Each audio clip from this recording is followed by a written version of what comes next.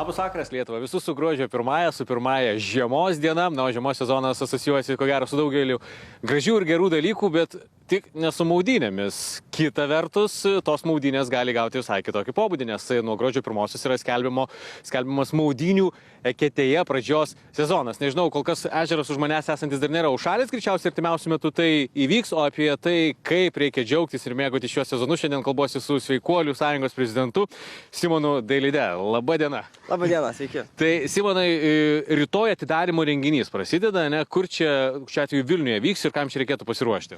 Simboliškai jau mes šiandien atidarysim, kadangi jau jūs atvažiavot, tai atidarysim šiandien, o šiaip atsidarom taip jau simboliškai tas žiemos maudynių sezoną rytoj, šeštadienį daugelį Lietuvos miestų. Mes Vilniuje čia rytoj rengsimės 11 valandą, čia mūsų bus, nežinau, turbūt koks 100 ruonių, Radviliškis irgi renkasi, Alytus, Utena, tokie aktyvesni miestai, Pajūris, Kaunas, tie miestai renkasi ir gali kiekvienas prisijungti, bet jeigu tokį turi svajonę kažkaip pradėti grūdintis, tai čia geras laikas, pirma žiemos diena, gal ne tai, kad geras laikas pradėti, bet tu gali apie tą bendruomenę įsijungti ir visą tą žiemą tą tęsti ir propaguoti tą grūdinimąsi. Žmonės linkia visą laiką prisirišti prie datų, prie pirmųjų kažkokių dienų, ar sezono, ar mėnesio, ar metų. Turiu ir daugiau datų pasiūlyti, jeigu reikės, ten jis yra ir sausio 1 mes nerim, 1 naujų metų dieną. Simonai, sakote, kas nori, kam kyla galbūt jau seniai ta mintis, kad būtų faina, vis dėlto pasiruošti tam dalykui, kažkoks procesas, ar turėtų būti. Na, ar gali kiekvienas žmogus dabar atėjęs čia nerti iš karto į ledinį vandenį ir neturėti paskui sveikatai pasiekmių? Čia visai galima atsakyti, bet šiaip rekomenduojama visą laiką tikrai pasiruošti. Tam tai jau geriausia. Kaip grūdintis, kaip ruoštis, prieš paneriant, ar, nežinau, turėti kažkokius tai kontrastinius dušus namuose, ar, nežinau, vonę šaltą prisileisti? Bet jūs pats irgi gerai žinote, tai mes jau daug labai tą kalbam, tai kontrastinis dušas tas pats galima tą daryti, galima nusiauti basom, išeiti pavaikščioti į terasą, ar išeiti tiesiog lauką basom pasivaikščioti, vis daugiau to oro šalto įsileisti į namus, tiesiog prauksitės, po truputį galite šaldyti dušą ir atšaldyti. Bet ateiti gryną orą, gryną lauką, nusimt striukę, be striukės pasivaikščioti, kitą kartą įmerkt galbūt kojas, pasišlaksyti veidą. Tai po truputį, žiūrėk, jau sugalvosi, kad gruodžio 2 nori atvažiuoti ir su visais kartu įnerti. Tas bendruomenės tas aspektas dar yra tikrai padeda, tikrai smagiau ir drąsiau įnerti į tą šaltą vandenį, ne vienam. tą galima daryti ir vienam, tas labai taip romantiškai ir smagu vienam daryti, bet jeigu apie pirmus kartus kalbėti, tai tikrai yra drąsiau su kompanija. Medikai vis dėlto oponuoja jums ir nepataria tokių dalykų, ar jau keičiasi tas požiūris? Jau tas požiūris yra pasikeitęs, prieš 15 metų gal medikai kažkaip dar taip gal svarstydavo, dabar visi tikrai palaiko ir tą rekomenduoja, žinoma, su saiku, viską iš anksto ruošiantis, grūdinamasis, tikrai visi tą rekomenduos ir skatins tą daryti. Kaip suprantu, naujovė, atsiradęs naujas ekečių žemėlapis Lietuvos, kurį galima atrasti ir kas tame žemėlapyje yra nurodoma?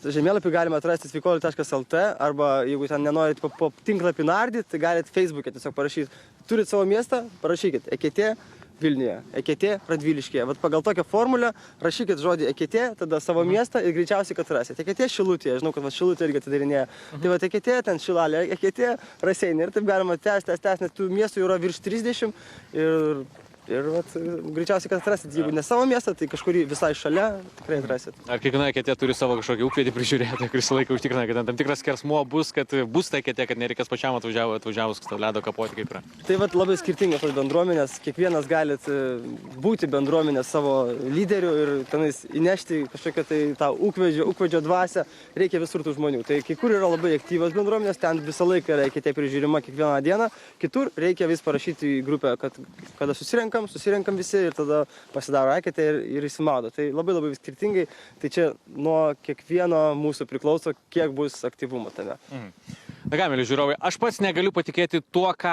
aš padarysiu, tai yra lysiu. Negaliu patikėti dėl to ir nedarysiu. Gerai, juokauju, vis dėlto Simonas pažadėjo. Šiandien, bet kitą dieną tikrai. Taip, jau kitą kartą faktas, kad be jokios abejonės. Bet Simonas pažadėjo parodyti, kaip tai vyksta. Pasižiūrėsime, ar tai nėra tik tais gražų žodžių, nors kitą vertus, ko gero, patį daug kas yra matę lendantį. Tai, pasižiūrėsiu. Ką gali žinot, gal netikėtai pats ir susidomėsiu ir susigundysiu. Pasiruošęs? Taip. Įlipai, panėriai kelis kartus. Išlipai, viskas įsitrynei ir džiaugiesi.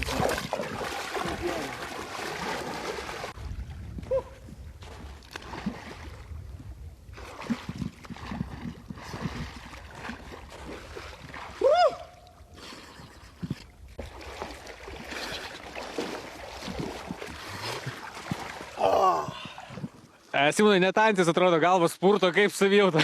Geras adrenalino pliūpsnis. Super, kaip ir kiekvieną dieną. Tas pats vandenėlis, tas pats geras jausmas. Sunkiausias momentas yra prieš įlipant, prisiruošti, išeiti iš namų, o kai išlipi, viskas, ramu, gera, nešalta. Tikrai rekomenduoju kiekvienam. Fantastika. Ačiū tau už puikų vizualą ir visiems dar kartą priminimas, kad žiemos maudymosi maudynių eketėje sezonas prasideda, tai jūs norite prisijungti. Jau rytoj atvykite čia 11 val. Prie Žaliųjų ežerų Vilniuje. Na ir žinoma, savo regione startuokite ir taip sveikatinkitės. Matote, koks žmogus yra sveikas ir laimingas.